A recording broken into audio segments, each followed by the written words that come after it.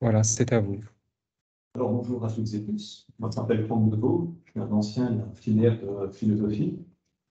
J'ai fait ici, je suis sorti du master en sciences des religions en 2014, du master en philosophie en 2015, du master en éthique en 2016, où j'avais fait la spécialisation en bioéthique et c'est en éthique du droit. Et donc depuis 2016, je conduis une thèse de doctorat euh, avec Marie-Claudette Massard, co-autrice, sur le thème des soins palliatifs pédiatriques périnataux dans le cadre des maladies rares. Ça fait 6 ans que je travaille à l'hôpital universitaire des enfants Reine Fabiola comme doctorant. Ça fait 2 ans que j'y suis employé temps plein comme éthicien institutionnalisé. C'est mon statut professionnel au sein de l'hôpital, où je dois gérer les questions d'éthique clinique, les questions d'éthique de la recherche, les questions d'éthique institutionnelle. Et je suis également à mi-temps coordinateur de la fonction maladies rares. Ça, c'est une fonction fédérale qui est reconnue pour un ensemble d'hôpitaux universitaires en Belgique.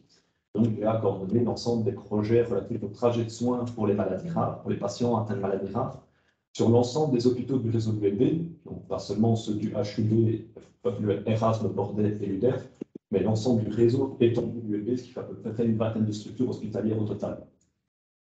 Je suis maître de conférence en faculté de médecine, dans le cours d'éthique, et je suis également professeur à la Haute École Francisco Ferrer, où je donne cours de bioéthique en soins infirmiers. Donc, la présentation que je vais vous faire aujourd'hui, c'est une présentation sur une part conséquente de ma thèse, qui est l'emploi de la narrativité en milieu palliatif pédiatrique, et plus spécifiquement en périnatalité.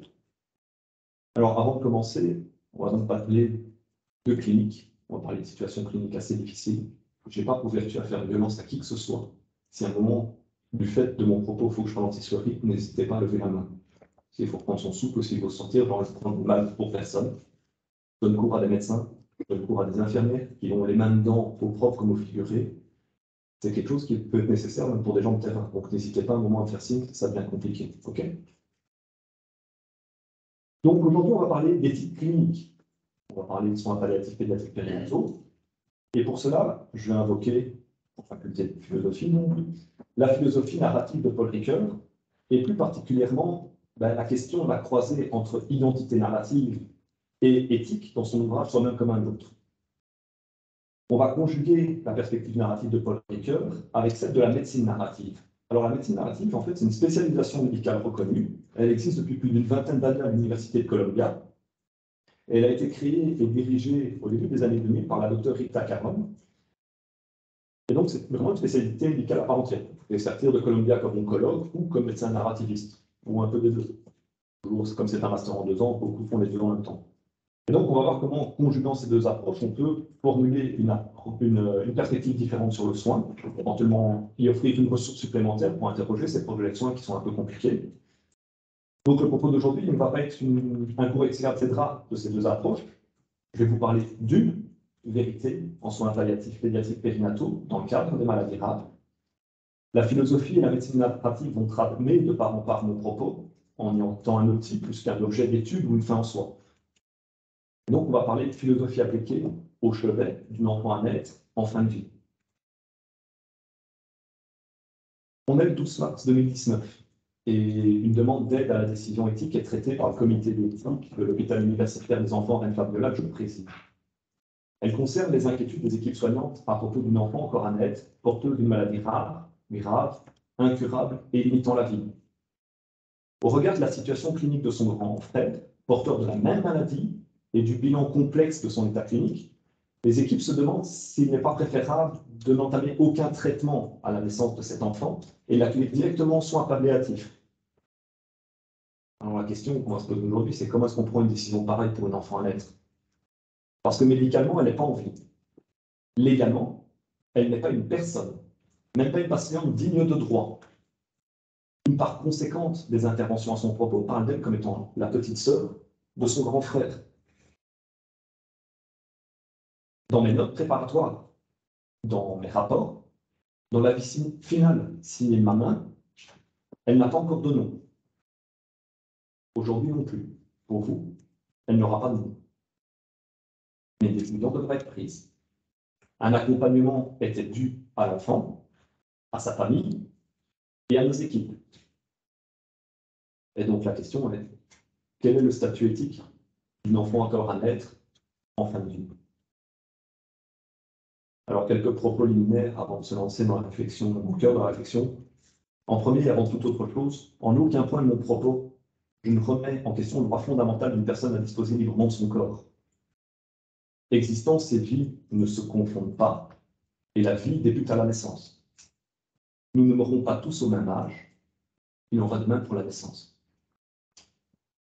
Concernant l'aspect clinique en tant que tel, au vu historique familial, un suivi génétique a été proposé à la famille. Au vu de la situation médicale critique de l'enfant à naître, une interruption médicale de grossesse a été proposée à la famille. Entre le grand frère malade et l'enfant à naître, la mère a fait une fausse couche tardive. Ainsi, à travers cette réflexion, en fait, la question qui m'est devenue cliente dans ce suivi, et qui est en fait devenue filigrane de toute ma thèse et même de ma pratique professionnelle, est de qui racontons-nous l'histoire? Et en parallèle de cette question, de qui prenons-nous soin?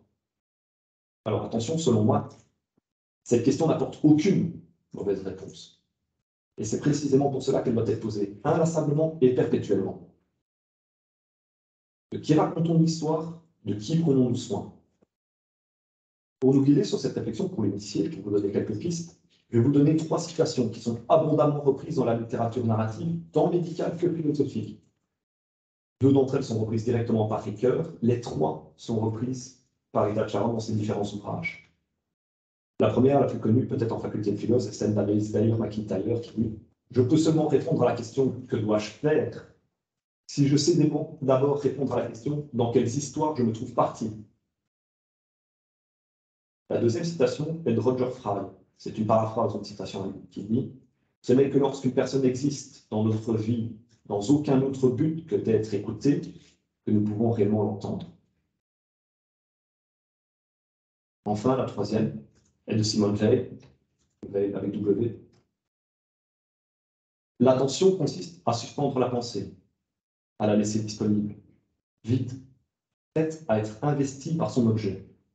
La pensée doit être vide, en attente, ne cherchant rien, mais prête à recevoir dans sa vérité nue l'objet qui va la pénétrer.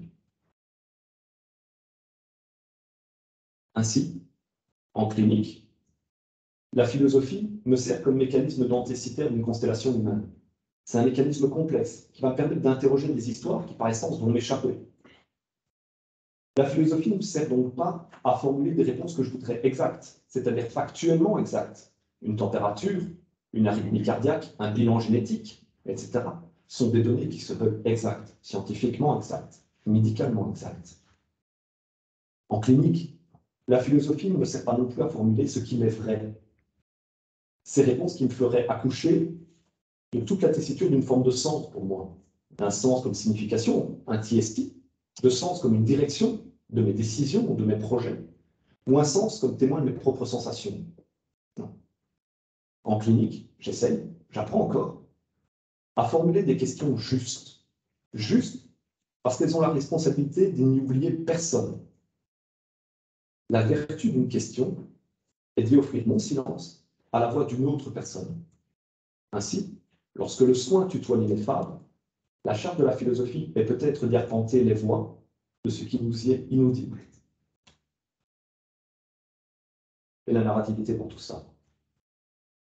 Le soi est l'ouvrage d'un espace dynamique au sein duquel la visée éthique de Ricoeur, qui est l'estime de soi avec et pour autrui dans des institutions justes, pose l'humanité d'une personne, non comme une base de son identité, mais comme un horizon d'un cheminement vers l'un et vers les autres. La visée éthique offre un sens à l'identité. Ok? Mais de qui prenons-nous soin? De qui racontons-nous l'histoire? Peut-on faire d'un quoi une enfant encore à naître mourante? Un qui? Dans la perspective de Ricoeur, le rigole, se pose comme un point insubstituable du monde, une identité propre et singulière, à part entière. Peut-on être un soi sans être un je? Toute la vertu de la narrativité est bien de faire de la personne un sujet éthique et non pas seulement un objet éthique. Pourtant, quand on parle d'une enfant non née, parlons-nous jamais en un autre nom que le nôtre? sans solipsisme ni soliloque, l'autre y fait-il autre chose qu'échapper, toujours ou déjà, à notre capacité à le totaliser sous la coupe de notre savoir, de notre expertise, de notre perspective, de notre volonté de contrôle, ou pire peut-être, de notre volonté de bien faire. Et tout cela, sans que l'on puisse pourtant rester sourd à son appel, à la responsabilité de nos soins à son égard. Cependant, pour une enfant encore à naître, mais déjà mourante, quels sont les caractères que lui impose sa maladie, nos craintes, nos espoirs, attentes, besoins et fatigues? Quels sont les caractères de son identité? À travers quelle forme de permanence propre, acquise ou imposée, tentons-nous de percevoir ou de définir son identité? Et derrière les voiles pleins de noir de ces caractères, a-t-elle seulement une ipséité pour se conjuguer à cette humanité qui va nous accabler? Enfant à naître, quelle promesse a été faite pour elle et qu'elle risque peut-être même d'avoir déjà trahi? Naître traître aux espoirs de ses parents, aux attentes des soignantes. Voilà une façon bien singulière d'être au monde, d'être aux autres et d'être à la mort. Et nous, en tant qu'équipe soignante, et moi, en tant qu'artefact de l'éthique dans une institution de soins, de quelle promesse, peut-être inconsciente, me suis-je rendu responsable? Quelle identité puis-je trahir en ne répondant pas à l'appel d'une histoire, qui, bien qu'elle ne soit pas la mienne, entrame déjà le récit et la narration, toujours déjà en cours? Et le soin, oui, de quelle promesse de chevet, d'institution, de société ou même d'essence est-il porteur quand il tutoie la fin de vie? Alors, selon Ricoeur, la conscience ne se reflète pas fidèlement dans le récit en actes ou en paroles de son identité. Tel un œil qui essaierait de se voir lui-même, le récit précède la personne. Il est la trace toujours en œuvre de sa réalisation. Au sein du récit de soi et du soin, la parole est l'acte qui les porte à l'existence. Ne traduisent pas une pensée déjà faite, ils accomplissent la pensée. Alors, de qui ou de quoi racontons-nous l'histoire par nos questions, nos réponses et ultimement nos décisions? En fait, le méta-récit des personnes et du soin, leur narrativité, qu'elle soit propre ou collective, doivent nous permettre de prendre conscience des enjeux de ces situations. Parce que plus important que la réponse, c'est notre capacité à nommer ces enjeux qui va importer.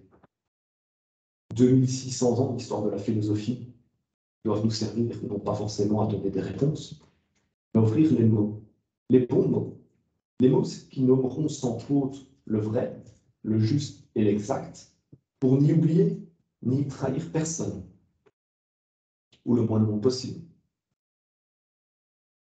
La philosophie doit nous servir à ouvrir le champ des possibles, parce que quand le soin confronte l'éthique à la moins mauvaise décision possible, la philosophie y lève le voile d'ignorance pour interroger les dimensions des espaces prêts à accueillir chaque personne.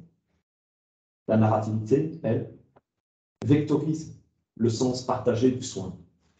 Pour chacune des personnes que le soin rassemble, elle interroge l'histoire acceptable de soin.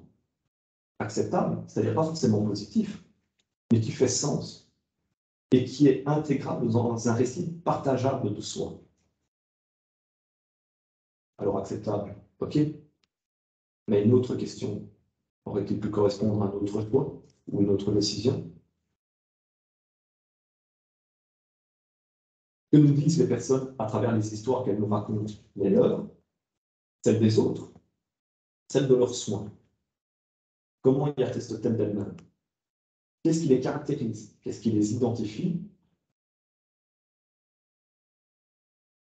Mettre à vif les nerfs de la narrativité, comme c'est né d'une blessure d'hémophile, en la confrontant à une situation de soins palliatifs pédiatriques périnataux, ce n'est pas un acte anodin, ce n'est pas un jeu d'esprit, ce n'est pas un jeu de langage non plus. Confronter nos théories philosophiques aux limites aporétiques, peut-être, de leur exploitabilité, ne vise pas à les détruire, tout juste peut-être à les déconstruire. Non. cet exercice qui est terriblement pratique. Tu dois en fait en renforcer les exigences, parce que le fait est là, une réponse doit être donnée. Lorsqu'une réponse est due parce que le soin impose sa promesse en responsabilité, on peut faire l'économie d'une question. L'enjeu d'une question juste est précisément d'accompagner sans devancer et d'aller au rythme des dits pour encore n'y préfigurer rien du dire. C'est songer que tout, et toi, offre plus d'espace à l'expression du soi qu'un « il faut ». Alors, quel est le statut narratif d'une enfant à l'être en fin de vie? Elle existe. Au sens le plus strict du terme, elle existe. Elle fait déjà partie de nos histoires propres et collectives. Son histoire à elle, à savoir ce qui lui est propre, ce qui lui est attribué, ce qui lui risque de lui en échapper. C'est peut-être précisément dans l'histoire de celles et ceux qui l'entourent qu'une réponse, ou à tout le moins une question, est à trouver. Sa voix propre nous échappe, mais l'espace d'une voix différente est à notre charge. Alors quel est le statut éthique d'une enfant à naître en fin de vie? C'est celui qu'on s'efforce d'interroger, parce qu'à la fin de l'histoire, c'est bien la nôtre qui va raconter. Celui qui va nous confronter à nos doutes, à nos espoirs, nos valeurs, nos attentes et nos besoins. C'est celui qui n'oublie pas qu'exister se conjugue toujours à plusieurs. C'est celui qui nous rappelle que le soin s'inscrit sur une trame relationnelle d'histoire partagée, sans que cette dernière ne puisse s'émanciper à aucun moment des personnes qui la composent. C'est celui qui comprend qu'un jeu que l'on prête est un jeu de langage et que l'autre échappe à la discussion qui l'approche sans l'écouter. Quel est le statut éthique d'une enfant à naître en fin de vie à travers la narrativité? C'est celui qu'on sera rendu capable d'écouter jusqu'à l'entendre, pour l'entendre jusque dans ses silences. Bon, merci.